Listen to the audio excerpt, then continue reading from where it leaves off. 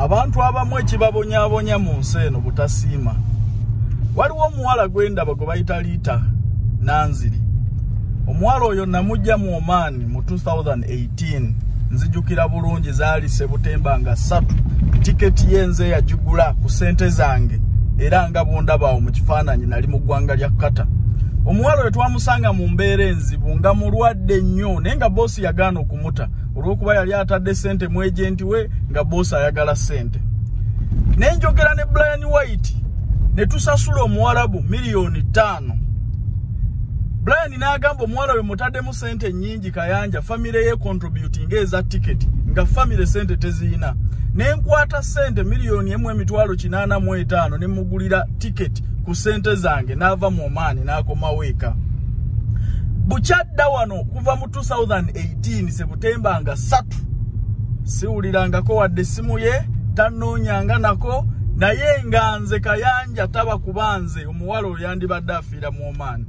So baganda bange sivaayo nti ki olw'okuba nti namulabye ali okwo agamba nti abona naye abamu ekibabonyaabonya butasiima. Omuntu atakumanyi atali muganda wo n'akukwata kasente n'akakuteekamu n'otasobola wadde okumugamba nti weebale oba okyabonaabona n'ensi eno. Abamu ekibabonyaabonya butasiima tolina wadde ekikolimo naye buli lw'ota appreciatinga muntu oyo akoledde kirungi ne Katonda akulimitinga okuteerawo abalala kubanga bonna baba atadde mu kkubo lyo oba obalese emitima gyabwe si mimativu. Omuntu gwo akuyambye buli lw'amatira ne Katonda akwongera emikisa. So muganda wange Liita Nanziri nakulabye n'SB4 naye yiga okusiima.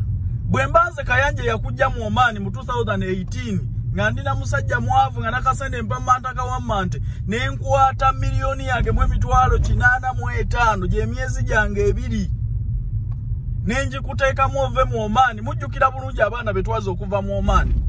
Liita Nanziri ali ku baana 45 betwajja mu Oman mubajjukira bulungi abazze bagoberera ensonga zino abazze batambula naffe.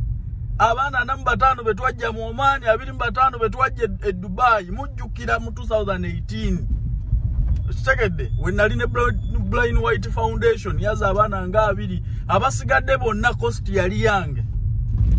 Nekyewuunyisa nnyo n'abalala era nja kubalangira nti bonna betwateekamu akasente badde wano siddanga mukuwuliriza na muntu yenna naye era nabo mbasuubira okuba nti tebali bulungi olw'obutasiima. Nsigadde nze Calvin Kayanja mubeere bulungi.